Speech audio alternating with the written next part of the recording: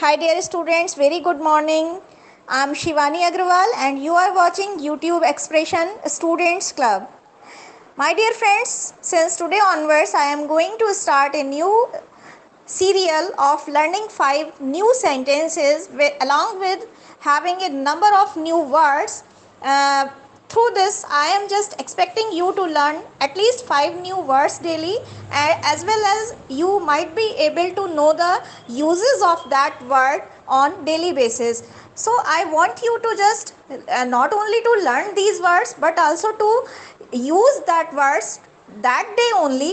Means आपको जो जब भी आपको ये यूट्यूब का वीडियो मिले, जब आप इसे अच्छे से देख लें तो you start just practising those words learn by you through this video on daily basis.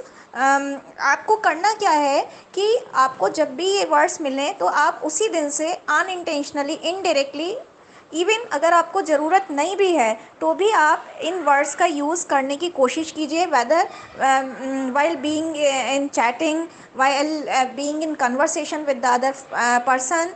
You should just try to make the maximum use of these words। तो इससे क्या होगा कि आपको 5 नए वर्ड्स और 5 नए वर्ड्स का अच्छी तरह से यूज़ करना आएगा। इसमें हमने ये भी कोशिश की है कि आपको सिनोनिम्स भी इनके बताते चलें, ताकि हिंदी मीनिंग के साथ साथ इनके सिनोनिम्स भी क्लियर करते चलें, ताकि आपको कनेक्टिविटी करने में आराम रहे और आप आराम से उनको याद कर सकें, याद रख सकें और यूज़ कर सकें। तो चलिए, without wasting much more time, we should start our lesson.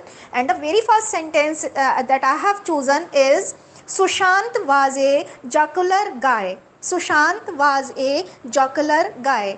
जॉकुलर का मतलब होता है जॉली, चीयरफुल, जो एक ऐसा पर्सन जो हमेशा दूसरों को हंसाता है, जो जॉली नेचर का होता है, चीयरफुल होता है, बहुत प्रसन्न चित्त होता है, और जो हमेशा दूसरों को टू मेक अदर्स लाफ, जो हमेशा दूसरों को हंसाता रहता है, विनोद प्रिय है, हिंदी में बोला जाए तो विनोद प्रिय, हंसी मजाक करने वाला, चीयरफुल नेचर का। तो Sushant was a jocular guy. Sushant एक बहुत ही चीयरफुल नेचर का प्रसन्न चित्त लड़का था। Sushant was a jocular guy. Sushant was a jocular guy. Sushant was a jocular guy. Jocular का सिनोनिम है चीयरफुल या फिर जॉयफुल। ठीक है। Next sentence that we have chosen is if you don't have spare time read the succinct version of this book. Succinct, succinct का मतलब होता है, सक्सेंट का मतलब होता है कि प्रिसाइज्ड फॉर्म में, कंडेंस्ड फॉर्म में, यानी कि संक्षिप्त रूप में, समराइज्ड फॉर्म में। तो if you don't have spare time, spare का मतलब होता है लेजर टाइम, खाली समय। अगर आपके पास खाली समय नहीं है तो read the succinct version of this book. इस बुक का सक्सेंट वर्जन पढ़िए, यानी इस बुक का कंडेंस्ड फॉर्म, समराइज्ड फॉर्म पढ़ लीजिए। तो if you don't have spare time read the succinct version of this book. If you don't have spare time, read the succinct version of this book. If you don't have spare time, read the succinct version of this book. तो इस तरह से succinct का मतलब होता है precised form में, condensed form में या फिर समराइज्ड फॉर्म में।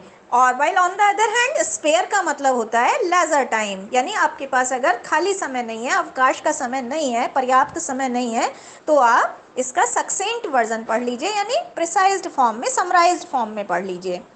Next sentence that I have chosen is I am a newbie to this game. Newbie, newbie क्या मतलब होता है नया नया, यानी नोवाइस। इसका जो सिनोनिम है वो है नोवाइस। नोवाइस का मतलब होता है नौसिखिया।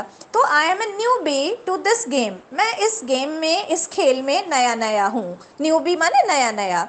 तो फिर से देख लेते हैं। I repeat myself once again, I am a newbie to this game. I am a newbie to this game. Next sentence that I have taken is I got an anonymous call early in the morning that perturbed my mood for the day. I got an anonymous call early in the morning that perturbed my mood for the day. Anonymous माने अनजान, गुमनाम, और perturbed माने होता है disturbed, और for the day एक phrase है जिसका मतलब होता है पूरे दिन के लिए।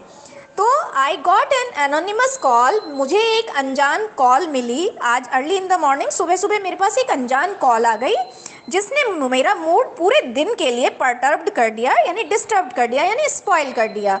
तो एनोनिमस का मतलब गुमनाम यानी अननोन, एक तरह से कह सकते हैं। परटर्ब्ड का सिनोनिम है डिस्टर्ब्ड, और फॉर द डे एक फ्रेज है जिसका मतलब है पूरे दिन के लिए।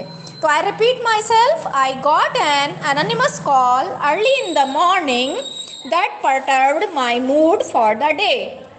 I got an anonymous call early in the morning that perturbed my mood for the day. Next and the last sentence that I have chosen is a passenger bus overturned on highway.